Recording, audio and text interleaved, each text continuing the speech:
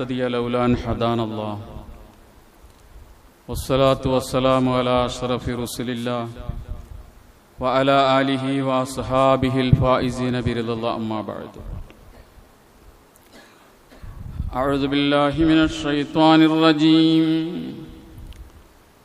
بسم الله الرحمن الرحيم وما لكم لا تقاتلون في سبيل الله والمستضعفين من الرجال والنساء والولدان الذين يقولون ربنا أخرجنا من هذه القرية الظالم أهلها واجعل لنا من لدنك وليا واجعل لنا من لدنك نصيرا.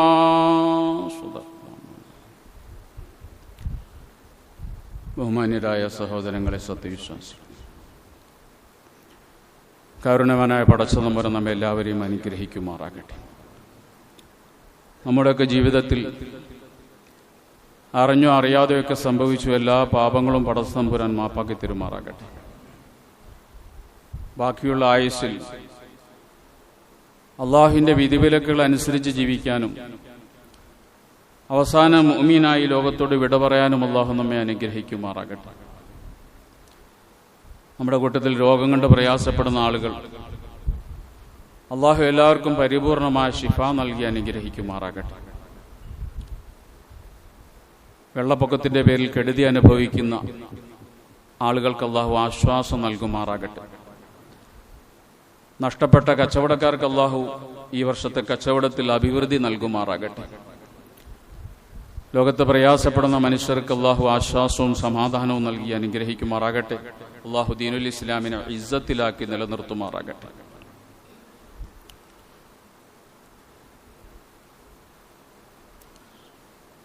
India രാജ്യത്ത്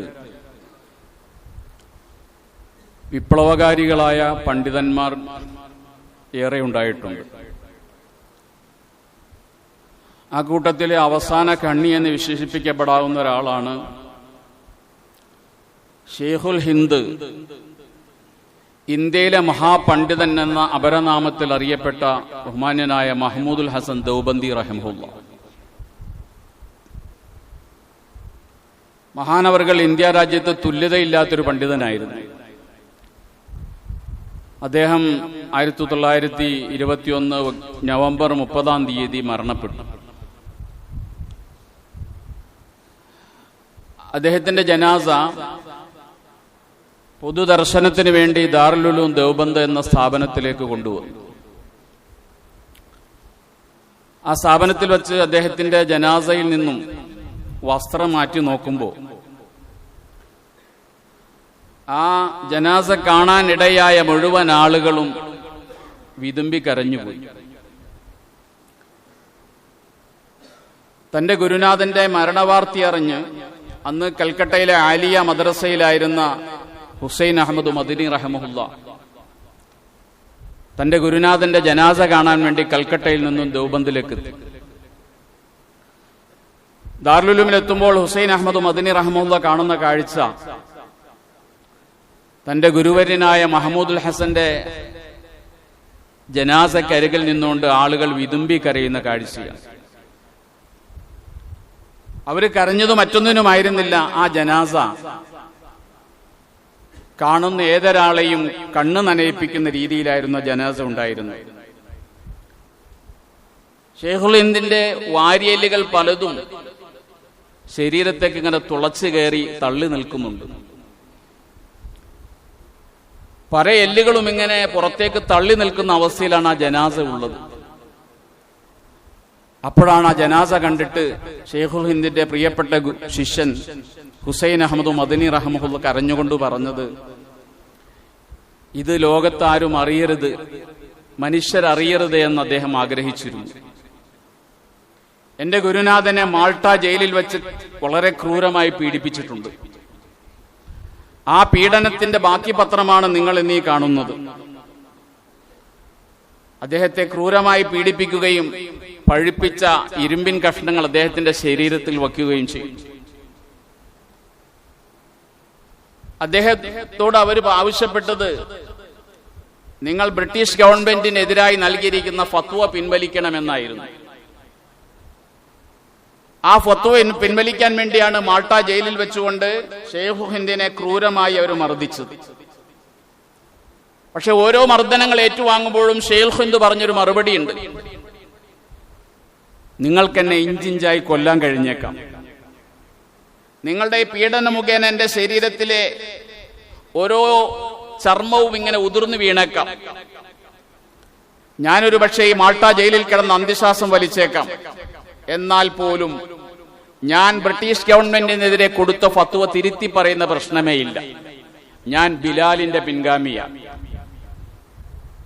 ഉമയ്യത്തിന്റെ ചാട്ടവാർ അടികൊണ്ടുകൊണ്ട് മണലിൽ കിടന്നിങ്ങനെ പൊളയുന്ന സമയത്തും ബിലാല് പറഞ്ഞത് അഹദ് അഹദ് എന്ന് മാത്രമാണ്.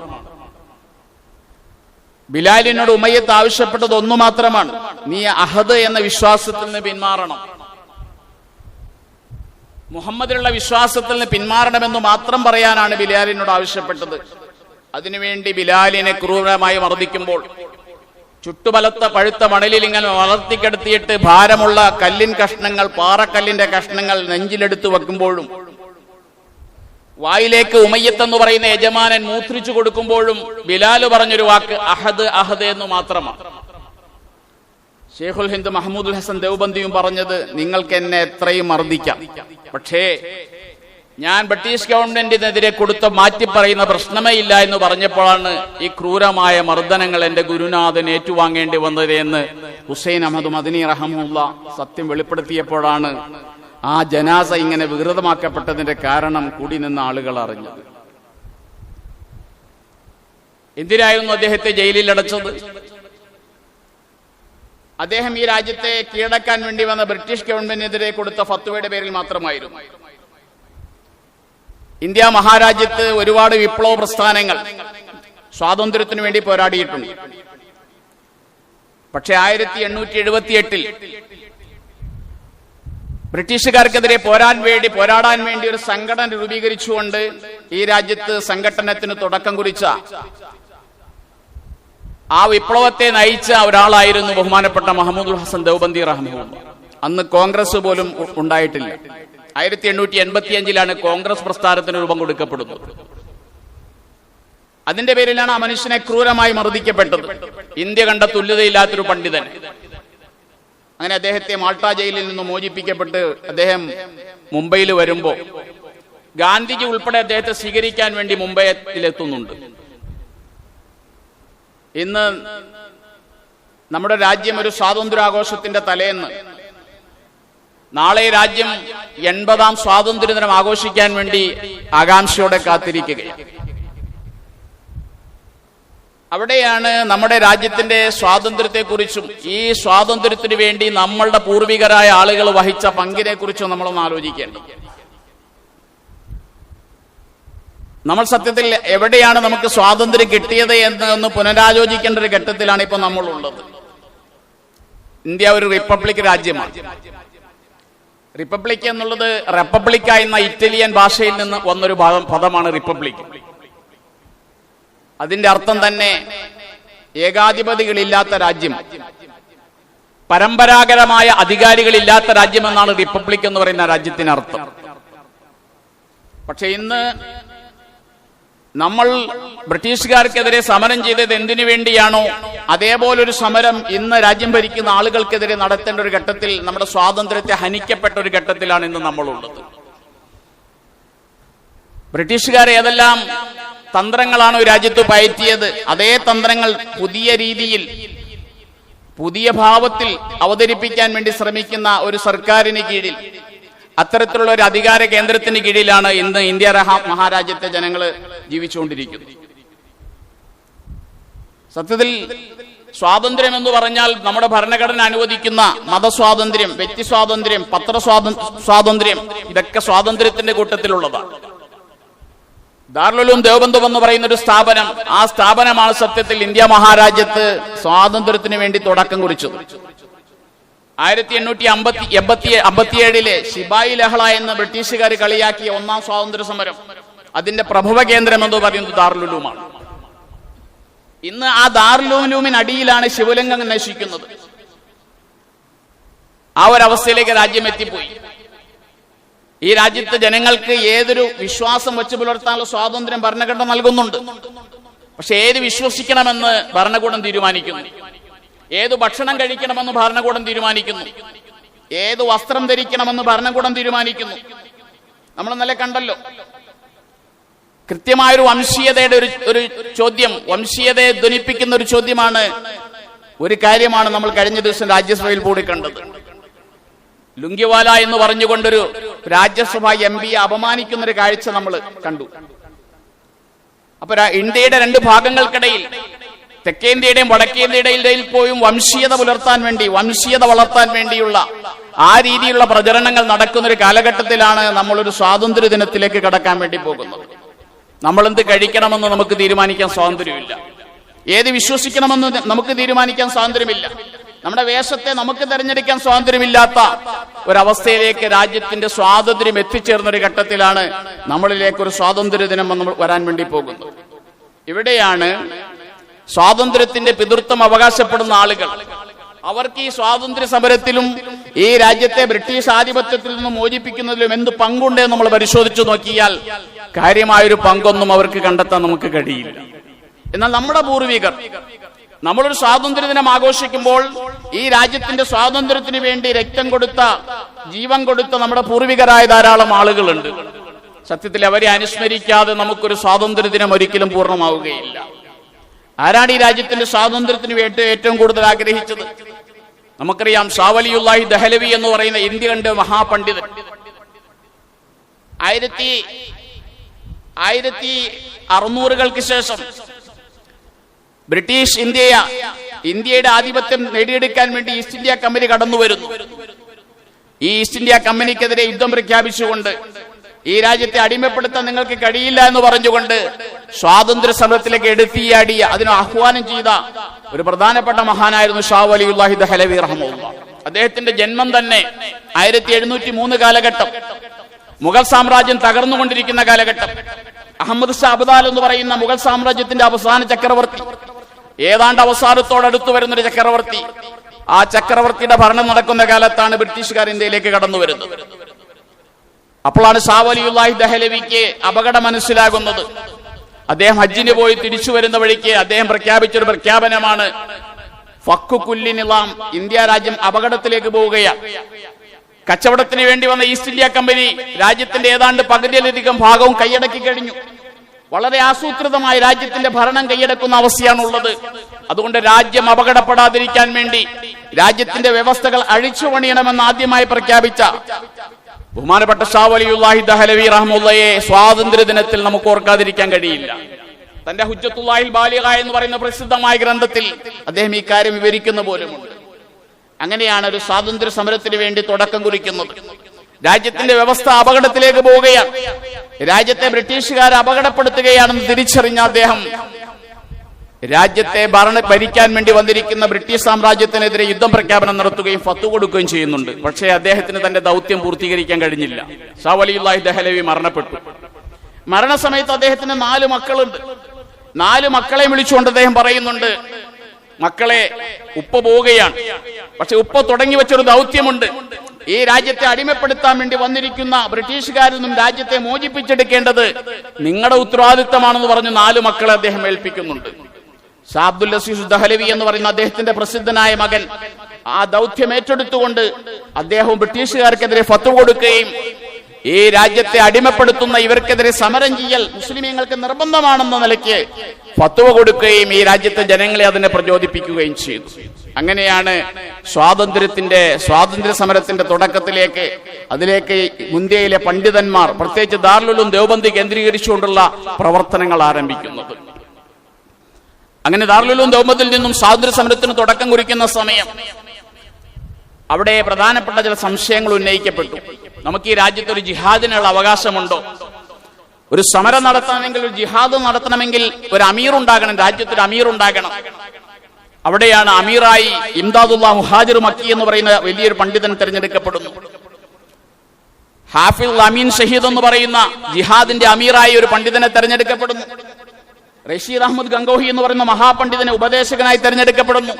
ഖാസിം നാനൂത്തവി റഹ്മത്തുള്ളാഹി അതിന്റെ കമാൻഡിംഗ് ചീഫായി തെരഞ്ഞെടുക്കപ്പെടുന്നു. ഒരു യുദ്ധത്തിനുള്ള സജ്ജീകരണം അവിടെ തയ്യാറാവുകയാണ്. അങ്ങനെയാണ് മഹാപണ്ഡിതന്മാർ, ദാറുൽ ഉലൂം ദേവബന്ദിന്റെ പണ്ഡിതന്മാർ ഈ രാജ്യത്തിന്റെ സ്വാതന്ത്ര്യ സമരത്തിലേക്ക് കടന്നു വരുന്നത്. അവർ പോരാടി. ആദ്യഘട്ടത്തിൽ ബ്രിട്ടീഷുകാർ പോയി. ബ്രിട്ടീഷ് സൈന്യം ആ പണ്ഡിത സഭയുടെ മുന്നിൽ, പണ്ഡിത പോരാളികളുടെ മുന്നിൽ ബ്രിട്ടീഷുകാർ പരാജയപ്പെട്ടു.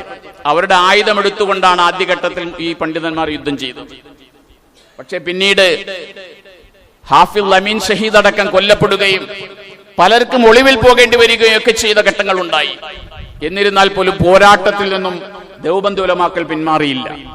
ആ പോരാട്ടത്തെ പിന്തുണച്ചുകൊണ്ടാണ് കേരളത്തിൽ ചില പ്രക്ഷോഭങ്ങൾ ഉണ്ടായി.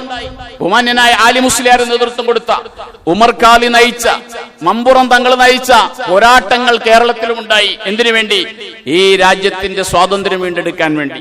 രാജ്യത്തെ അപകടപ്പെടുത്തുന്ന ഹിന്ദുക്കളെയും മുസ്ലിമീങ്ങളെയും രണ്ടായി തിരിച്ചുകൊണ്ട്, വർഗീയമായി ഭിന്നിപ്പിച്ചുകൊണ്ട്, ചേരിതിരിവുണ്ടാക്കിക്കൊണ്ട് രാജ്യത്തെ ജനങ്ങളെ അടിമപ്പെടുത്തുന്ന ബ്രിട്ടീഷുകാർക്കെതിരെ സമരം ചെയ്യാൻ വേണ്ടി കേരളത്തിലെയും വടക്കേന്ത്യയിലെയും ആലിമ്യങ്ങൾ മുന്നോട്ട് വന്നപ്പോഴാണ് ഈ രാജ്യം സ്വതന്ത്രമായി തീർന്നത്. പക്ഷെ ഇന്നത്തെ സ്വാതന്ത്ര്യ സമരത്തിന്റെ ചരിത്രത്തിലൊന്നും ഇത്തരം കഥകൾ നമുക്ക് കാണാൻ കഴിയില്ല. ഇത്തരം ചരിത്രങ്ങളെ വെട്ടിമാറ്റുകയാണ്. അതിനുവേണ്ടിയാണ് പാഠ്യപദ്ധതികൾ പരിഷ്കരിക്കപ്പെടുന്നത്. അതിനുവേണ്ടിയാണ് ചരിത്രം തിരുത്തിയെഴുതപ്പെടുന്നത്. ഒരിക്കലും ഈ രാജ്യത്തെ മുസ്ലിമീങ്ങൾ ഈ രാജ്യത്തെ ഭരിക്കാൻ വേണ്ടി വന്ന് അടിമപ്പെടുത്താൻ വേണ്ടി ബ്രിട്ടീഷുകാർക്ക് സപ്പോർട്ട് ചെയ്തിട്ടില്ല. അങ്ങനെ ഒരു ചരിത്രമേ ഇല്ല. എന്നാൽ വേറെ പലരുമുണ്ട്, വേറെ ചിലരെല്ലാം ഉണ്ട്. അവരുടെ ഒപ്പം നിന്നുകൊണ്ട് അവരിൽ നിന്ന് ആനുകൂല്യങ്ങൾ നേടിയെടുത്ത പലരും ഉണ്ടായിരുന്നു. പക്ഷെ മുസ്ലിമീങ്ങൾ ഒരിക്കലും ഈ ചതി ചെയ്തിട്ടില്ല. ഇവർ ചതിയന്മാരാണെന്ന് മനസ്സിലാക്കിക്കൊണ്ട് ബ്രിട്ടീഷ് സാമ്രാജ്യത്തിന് എതിരെ നിന്നൊരു ചരിത്രമേ മുസ്ലിമീങ്ങൾക്ക് പറയാനുള്ളൂ. അതിനുവേണ്ടി മുസ്ലിമീങ്ങൾക്ക് പലതും നഷ്ടപ്പെട്ടു. നമുക്കറിയാം, ഇന്ത്യൻ മുസ്ലിമീങ്ങൾ, പ്രത്യേകിച്ച് കേരള മുസ്ലിമീങ്ങൾ വിദ്യാഭ്യാസ രംഗത്ത് പിന്നോക്കമായി പോകാനുള്ള ഒരു കാരണം പോലും ഈ സ്വാതന്ത്ര്യ സമരവുമായി മുസ്ലിമീങ്ങൾ മുന്നിട്ടിറങ്ങിയതിന്റെ പേരിലാണ്. നമുക്ക് ഇംഗ്ലീഷിനോടുള്ള വിരോധമായിരുന്നില്ല. പക്ഷേ ബ്രിട്ടീഷുകാരന്റെ ഭാഷയും അവന്റെ സംസ്കാരവും നമുക്ക് വേണ്ട എന്ന് തീരുമാനിച്ചത് അവരോടുള്ള വിരോധത്തിന്റെ ഭാഗമായിരുന്നു. അതുകൊണ്ടാണ് ഒരു നൂറ്റാണ്ടിനപ്പുറത്തേക്ക് ഈ മുസ്ലിം സമൂഹം വിദ്യാഭ്യാസ രംഗത്ത് പിന്നോക്കം പോയി. ടിപ്പുവിന്റെ 2 മക്കളെ തടവിലാക്കി. ടിപ്പു സുൽത്താന്റെ 7ഉം 8ഉം വയസ്സുള്ള 2 മക്കളെ ബ്രിട്ടീഷുകാർ തടവിലാക്കി. ഒരു യുദ്ധത്തിൽ പരാജയപ്പെട്ടപ്പോൾ കൊടുക്കേണ്ടി വന്ന കോടിക്കണക്കിന് രൂപ കൊടുക്കാൻ അദ്ദേഹത്തിന് കഴിയാതെ വന്നപ്പോൾ 2 മക്കളെ തടവിലാക്കി. അന്ന് ടിപ്പുവിന് ഒരു വിഷമമേ ഉണ്ടായിരുന്നുള്ളൂ. എന്റെ 2 മക്കൾ കൊല്ലപ്പെട്ടാൽ പോലും എനിക്ക് പ്രശ്നമല്ല, പക്ഷേ 7ഉം 8ഉം വയസ്സുള്ള എന്റെ 2 മക്കൾ ബ്രിട്ടീഷുകാരന്റെ ഭാഷ പഠിക്കേണ്ടി വന്നാൽ അതൊരു ഭാഷ മാത്രമായിരിക്കില്ല, അതവന്റെ സംസ്കാരം കൂടി എന്റെ മക്കൾ പഠിക്കേണ്ടി വരുമെന്നുള്ള ഭയമായിരുന്നു ടിപ്പുവിനുണ്ടായിരുന്നത്. നമ്മൾ അത്രമാത്രം അതിനെതിരായിരുന്നു. അതുകൊണ്ടാണ് സമാനമായ കോടതികൾ സ്ഥാപിച്ചു, സമാനമായ വിദ്യാലയങ്ങൾ സ്ഥാപിച്ചു. അലിഗറിലെ ജാമിയ മില്ലിയ എന്ന് പറയുന്ന ഇന്ത്യയിലെ പ്രശസ്തമായ കലാലയത്തിന് തറക്കല്ലിട്ടതുപോലും ഷെയ്ഖ് ഹിന്ദ് മഹ്മൂദുൽ ഹസൻ ദേവബന്ദിയായിരുന്നു. എന്തിനാണ് ആ സ്ഥാപനം സ്ഥാപിച്ചത്? ബ്രിട്ടീഷുകാരന്റെ സ്ഥാപനത്തിൽ പോയി മക്കൾ പഠിക്കരുത്, ബ്രിട്ടീഷുകാരന്റെ കോടതിയിൽ മക്കൾ പോകരുത്, ബ്രിട്ടീഷുകാരന്റെ ഓഫീസിലേക്ക് മക്കൾ കയറരുത്. അങ്ങനെ ഒരു ബ്രിട്ടീഷ് വിരുദ്ധ വികാരം മുസ്ലിമീങ്ങളുടെ മനസ്സിൽ വളർത്തിയെടുക്കാൻ വേണ്ടിയാണ് ജാമിയ മില്ലിയ പോലുള്ള സ്ഥാപനങ്ങൾ പോലും, ആ സ്ഥാപനങ്ങൾക്ക് പോലും ഇന്ത്യയിൽ മുസ്ലിമീങ്ങൾ തുടക്കം കുറിച്ചു. കാരണം നമുക്ക് ഈ സംസ്കാരത്തോട് യോജിക്കാൻ കഴിയുമായിരുന്നില്ല. ബഹുമാന്യരായ ആലിമീങ്ങൾ ഒരുമിച്ചുകൂടി ഒരു ജിഹാദിന് വേണ്ടി തീരുമാനിച്ചപ്പോൾ അവർ പരിശുദ്ധ ഖുർആൻ പരതി നോക്കി. ഇന്ത്യ രാജ്യത്തൊരു ജിഹാദ് ചെയ്യാനുള്ള ന്യായീകരണം ഖുർആനിൽ നമുക്ക് കണ്ടെത്താൻ കഴിയുമോ? അവിടെയാണ് അവർ പരിശുദ്ധ ഖുർആനിൽ നിന്നും ഒരു ആയത്ത് കണ്ടെത്തി. ഒരു വിഭാഗത്തോട് യുദ്ധം ചെയ്യണമെങ്കിൽ, ജിഹാദ് ചെയ്യണമെങ്കിൽ 3 കാരണങ്ങൾ ഉണ്ടായിരിക്കണം. ഒന്നാമത്തെ കാരണം അള്ളാഹുവിന്റെ വാക്യം ഉയർത്തിപ്പിടിക്കുക എന്നുള്ളതാണ്. അള്ളാഹുവിന്റെ കലിമത്തിനെ, അള്ളാഹുവിന്റെ മതത്തെ ഉയർത്തിപ്പിടിക്കുക എന്നുള്ളതാണ്. അത് നമുക്കിവിടെ ആവശ്യമാണ്. കാരണം ബ്രിട്ടീഷുകാരൻ ഈ രാജ്യത്ത് അവന്റെ അധികാരത്തിലൂടെ ഒരു മതം പ്രചരിപ്പിക്കാൻ ശ്രമിക്കുകയാണ്.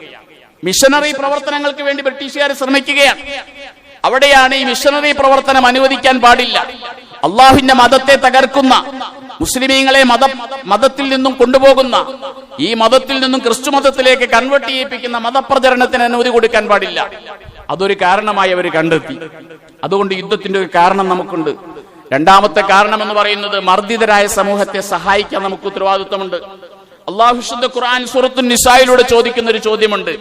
മാലക്കും ലാ തുഖാതിലൂൻ, മാലക്കും ലാ തുഖാതിലൂൻ, നിങ്ങൾക്ക് ഇനിയും യുദ്ധം ചെയ്യാതിരിക്കാൻ എന്ത് ന്യായമുണ്ട്? എന്തുകൊണ്ട് നിങ്ങൾ യുദ്ധം ചെയ്യുന്നില്ല? എന്തിനു വേണ്ടിയാണ് നിങ്ങൾ യുദ്ധം ചെയ്യേണ്ടത്? അള്ളാഹുവിന്റെ മാർഗത്തിൽ എന്തിനു വേണ്ടി യുദ്ധം ചെയ്യണം? ബലഹീനരായ പുരുഷന്മാർ, ദുർബലരായ സ്ത്രീകൾ, കുട്ടികൾ, ഇവർ ഈ രാജ്യത്തിൽ നിന്നുകൊണ്ട് ചോദിക്കുന്നു, പടച്ചവനെ, അക്രമികളായ മനുഷ്യന്മാർ, ഈ ബ്രിട്ടീഷുകാർ, ഇവരിൽ നിന്ന് ഞങ്ങളെ രക്ഷിക്കണേ എന്ന് ആവശ്യപ്പെടുന്ന ഈ മനുഷ്യർക്ക് വേണ്ടി യുദ്ധം ചെയ്യാതിരിക്കാൻ നിങ്ങൾക്ക് എന്ത് ന്യായമുണ്ട് എന്ന് പരിശുദ്ധ ഖുർആന്റെ സൂറത്തുൻ നിസാഇന്റെ ആയത്ത് ഞാൻ വ്യാഖ്യാനിച്ചു. അതുകൊണ്ട് അള്ളാഹുവിന്റെ മതത്തെ ഉയർത്തിപ്പിടിക്കണം. അള്ളാഹുവിന്റെ ദീൻ നശിപ്പിക്കപ്പെടാൻ പാടില്ല. ആക്രമിക്കപ്പെടുന്ന ഈ രാജ്യത്തെ ജനങ്ങൾ സഹായിക്കേണ്ടതുണ്ട്. അക്രമികളായ ബ്രിട്ടീഷുകാരെ നാട്ടിൽ നിന്നും നാടുകടത്തേണ്ടതുണ്ട്. ഈ 3 കാരണങ്ങളും ഒരു ജിഹാദിന്റെ കാരണങ്ങളാണെന്ന് മനസ്സിലാക്കിക്കൊണ്ട് ജിഹാദിന് വേണ്ടി ആഹ്വാനം ചെയ്യുകയും ആ സമരപാതയിൽ മുസ്ലിമീങ്ങൾ, പ്രത്യേകിച്ച് പണ്ഡിതന്മാർ മുന്നോട്ട് നീങ്ങുകയും ചെയ്തപ്പോഴാണ് ഈ രാജ്യത്തിന് സ്വാതന്ത്ര്യം ലഭിച്ചത്. അങ്ങനെയാണ് 947 പൊൻപുലരിയിൽ ഈ രാജ്യം സ്വതന്ത്രമായി മാറിയത്. അർദ്ധരാത്രി നമുക്ക് സ്വാതന്ത്ര്യം ലഭിച്ചത്. പക്ഷേ അപകടകരമായ ചില വസ്തുതകൾ അന്നുണ്ടായി. ആ വസ്തുതകൾ ഇന്നും അവശേഷിക്കുകയാണ്. ഒന്ന്, രാജ്യം സ്വതന്ത്രമാകുമെന്ന് കണ്ടപ്പോൾ ഇന്ത്യ വിഭജിക്കപ്പെടണമെന്നൊരു ആശയം മുന്നോട്ട് വെച്ചു. ആ ആശയം മുന്നോട്ട് വെച്ചതിൽ മുസ്ലിമീങ്ങൾക്കൊരു പങ്കുമില്ല. ആ ആശയം മുന്നോട്ട് വെച്ച് സത്യത്തിൽ ബ്രിട്ടീഷുകാരായിരുന്നു. ബ്രിട്ടീഷുകാര് രഹസ്യമായും പരസ്യമായും ഇന്ത്യ വിഭജനത്തെ പിന്തുണച്ചു. ശ്രീലങ്ക മുതൽ അഫ്ഗാനിസ്ഥാൻ വരെ നീണ്ടുകിടന്ന അഖണ്ഡ ഭാരതത്തെ ഭിന്നിപ്പിച്ചത് അവരാണ് ഇതിനെ വിഭജിച്ചത്. ഇന്ത്യയെന്നും പാകിസ്ഥാനായും ഇങ്ങ് വെട്ടിമുറിച്ചതിന്റെ പിന്നിലും ബ്രിട്ടീഷുകാരുടെ കറുത്ത കരങ്ങളായിരുന്നു. കാരണം അവർക്കറിയാം, രാജ്യം സ്വാതന്ത്ര്യം നേടിക്കഴിഞ്ഞാൽ ഈ രാജ്യത്തെ ജനങ്ങൾ തമ്മിലടിക്കണം. അവർ ഉദ്ദേശിച്ചത് നടന്നു. ഈ രാജ്യം സ്വതന്ത്രമാകുമ്പോൾ കുറെ ആളുകൾ സന്തോഷിച്ചു. പക്ഷേ കുറെ ആളുകൾക്ക് കണ്ണീരായിരുന്നു. കുറെ ആളുകൾക്ക് ജീവൻ നഷ്ടപ്പെട്ടു. കുറെ ആളുകൾ പലായനം ചെയ്യേണ്ടി വന്നു.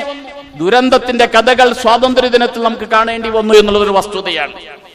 ഈ വിഭജനത്തിന്റെ പിന്നിൽ ഒരിക്കലും മുസ്ലിമീങ്ങൾക്ക് പങ്കുണ്ടായിരുന്നില്ല. ഈ രാജ്യം വിഭജിക്കപ്പെടണമെന്ന് ആഗ്രഹിച്ചവരാണ് മുസ്ലിമീങ്ങൾ. ദേവബന്ദി ഉലമാക്കൾ ശക്തമായി വിഭജനത്തെ എതിർത്തവരാണ്.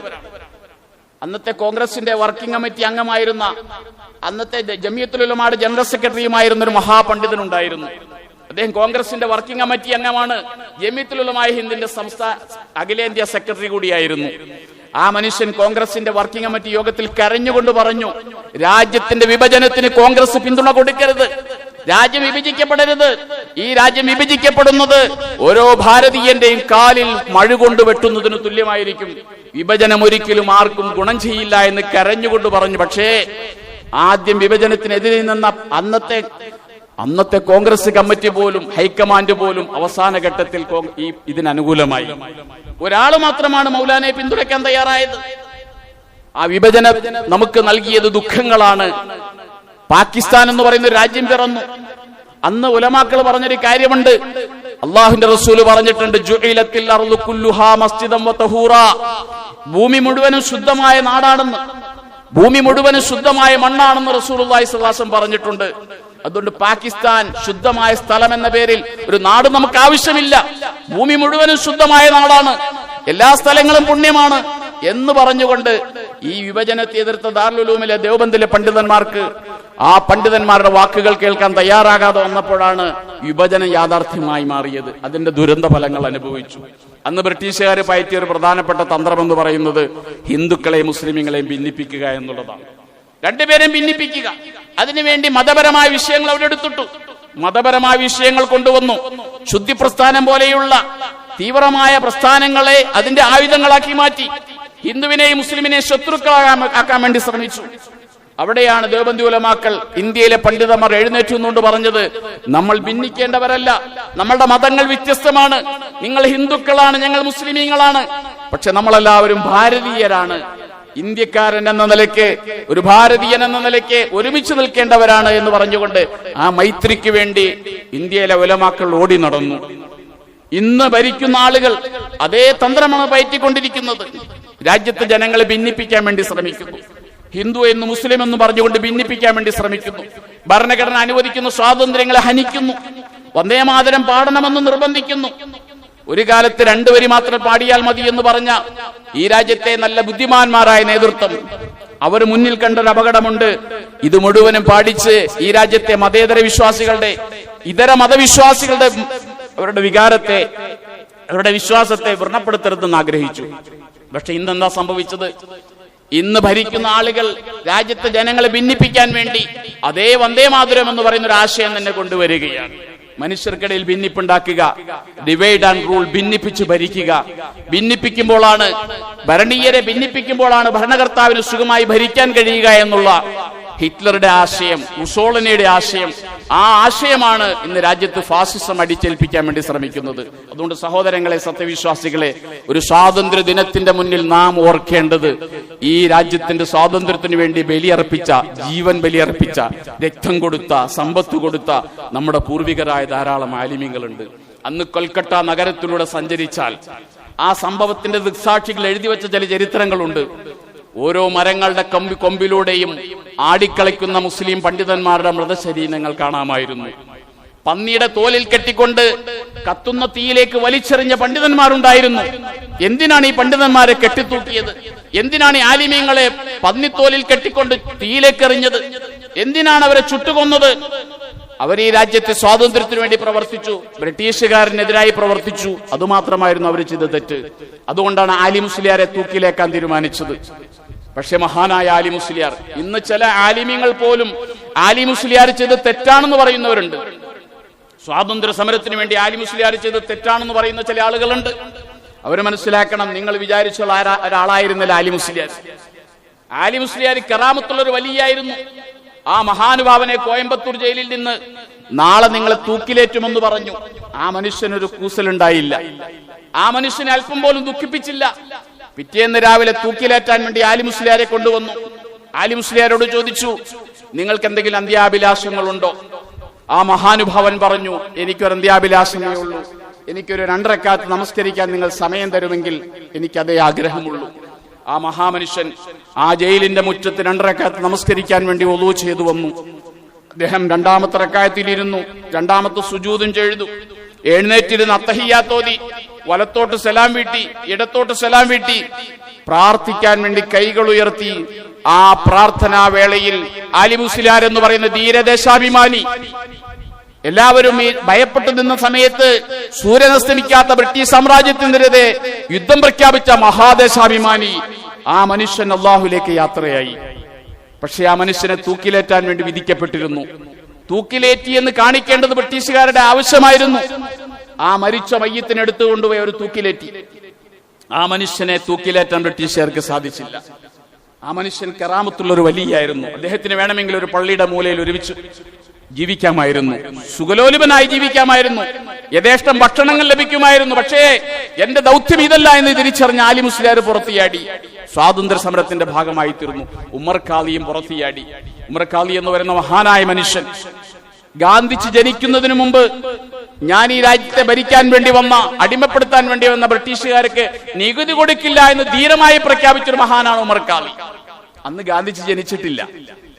ഇതൊക്കെ നമ്മുടെ ചരിത്രങ്ങളാണ്. അവരെയൊക്കെ ഓർക്കാതെ, അവരെയൊക്കെ സ്മരിക്കാതെ എങ്ങനെയാണ് നമുക്കൊരു സ്വാതന്ത്ര്യദിനം ആഘോഷിക്കാൻ കഴിയുക? അവർക്ക് വേണ്ടി പ്രാർത്ഥിക്കാതെ. കുഞ്ഞാലി മരക്കാരനെ പോർച്ചുഗീസുകാർ പിടിച്ച് ഗോവ ജയിലിൽ കൊണ്ടുപോയി. അദ്ദേഹത്തിന്റെ വധശിക്ഷ നടപ്പിലാക്കാൻ വേണ്ടി തീരുമാനിച്ചു. ആരാച്ചാറ് മഴുവുമായി വന്നു. മഴു നീട്ടി അദ്ദേഹത്തിന്റെ കഴുത്ത് വെട്ടാൻ വേണ്ടി മഴു ഉയർത്തിയ സമയത്ത് അദ്ദേഹം അല്ലാഹു അക്ബർ എന്ന് ഉറക്കെ പറഞ്ഞു. ധീരദേശാഭിമാനി. അതിനു മുമ്പ് അദ്ദേഹത്തെ മതം മാറ്റാൻ വേണ്ടി ശ്രമിച്ചു. ക്രിസ്തീയ പുരോഹിതന്മാർ ഗോവയുടെ ജയിലിൽ വന്നിട്ട് കുഞ്ഞാലി മരക്കാരോട് പറഞ്ഞു, നിങ്ങൾ ക്രിസ്ത്യാനിയാവുകയാണെങ്കിൽ നിങ്ങളെ വെറുതെ വിട്ടേക്കാം. പക്ഷെ അദ്ദേഹം പറഞ്ഞു, എന്റെ ആദർശത്തിൽ ഉറച്ചു നിന്ന് ജീവിക്കും, ആ ആദർശത്തിലായിട്ട് മരിക്കും. അങ്ങനെയാണ് മഴ കൊണ്ട് അദ്ദേഹത്തിന്റെ കഴുത്ത് വെട്ടി. ആ കഴുത്ത് വേർപെട്ടു പോയി. ആ കഴുത്ത് കൊണ്ടുവന്ന് കണ്ണൂർ കടപ്പുറത്ത് കൊണ്ടുവന്ന് ഉപ്പിലിട്ട് കൊണ്ട് കുന്തത്തിൽ നാട്ടി നിർത്തി. മുസ്ലിമീങ്ങളോട് പറഞ്ഞു, ബ്രിട്ടീഷ് ഭരണത്തിനെതിരെ നിന്നാൽ നിങ്ങളുടെയും അവസ്ഥ ഇത് തന്നെയായിരിക്കും. പക്ഷെ ഒരൊറ്റ മുസ്ലിമും ചേക്കുട്ടിയാകാൻ തയ്യാറായില്ല. ഒരു മുസ്ലിം പോലും ഈ രാജ്യത്തെ ഒറ്റുകൊടുത്തില്ല. അങ്ങനെ ഒരു ചരിത്രം നമുക്കില്ല. ബ്രിട്ടീഷുകാരന്റെ എന്തെങ്കിലും നേട്ടങ്ങൾക്ക് വേണ്ടി അവന്റെ കൂടി നിന്നൊരു ചരിത്രം മുസ്ലിമീങ്ങൾക്കില്ല. ആ ചരിത്രം പറയാനുള്ളത് ഫാസിസ്റ്റുകൾക്കായിരിക്കും.